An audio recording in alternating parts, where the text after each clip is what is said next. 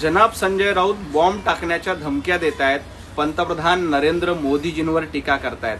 परंतु संजय राऊतांना हे लक्षात येत नाहीये की आपल्याकडे आता बॉम्ब नाहीत, सुतळी बॉम्ब देखील नाहीयेत.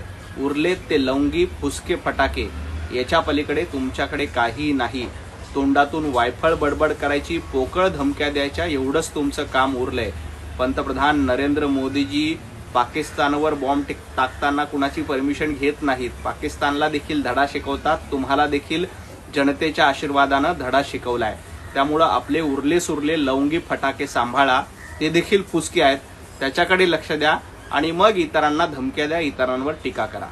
उद्धवजी ठाकरे यांनी महाविकास आघाडीची मोठ बांधण्यापेक्षा, महाविकास आघाडी एकत्र करण्याच्या नादात पडण्यापेक्षा उभाटा गट एकत्र ठेवण्यासाठी प्रयत्न केला पाहिजे.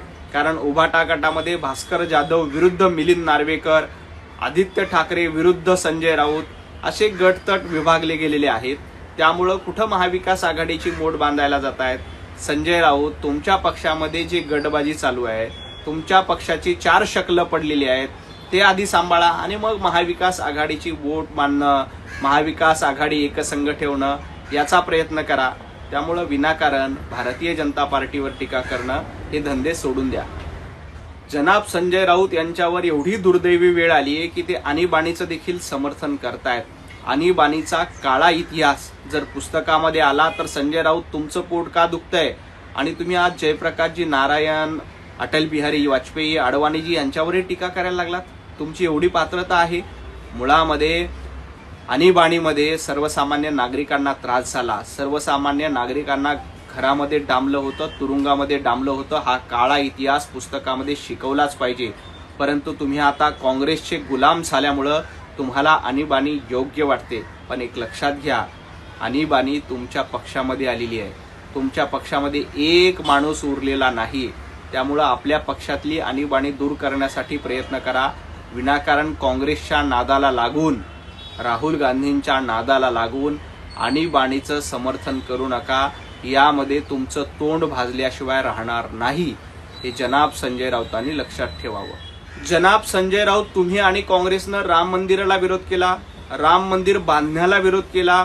मंदिर वही बनाएंगे, तारीख नहीं बताएंगे असं म्हणत भारतीय जनता पार्टीची, विश्व हिंदू परिषदेची राम मंदिर आंदोलनाची खिल्ली देखील तुम्ही उडवली. आता या कथित दानपेटी प्रकरणामध्ये तुम्ही भारतीय जनता पार्टीवर आरोप करतायत, परंतु या आरोपामध्ये काहीही तथ्य नाही. दानपेटीच्या कथित घोटाळ्या प्रकरणामध्ये चौकशी सुरू आहे. जे कोणी दोषी असतील त्यांच्यावर कारवाई केली जाईल. परंतु तुमचा या राम मंदिरालाच विरोध आहे. तुमचा प्रभू रामचंद्रांच्या विचारांनाच विरोध आहे. तुमचा हिंदुत्ववादाला विरोध आहे. त्यामुळं राम मंदिराला बदनाम करण्याचा प्रयत्न काँग्रेस देशभर करते आणि त्याला जनाब संजय राऊत साथ देत आहेत. परंतु एक लक्षात घ्या, या देशातील 140 कोटी जनतेची श्रद्धा प्रभू रामचंद्रांवर आहे. तुम्ही कितीही राम मंदिरांची आणि त्या संदर्भातली खिल्ली उडवण्याचा प्रयत्न केला तरी जनता तुम्हाला धडा शिकवल्याशिवाय राहणार नाही.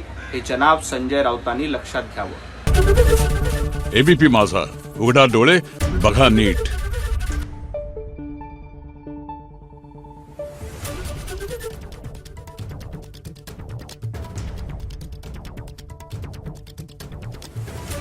you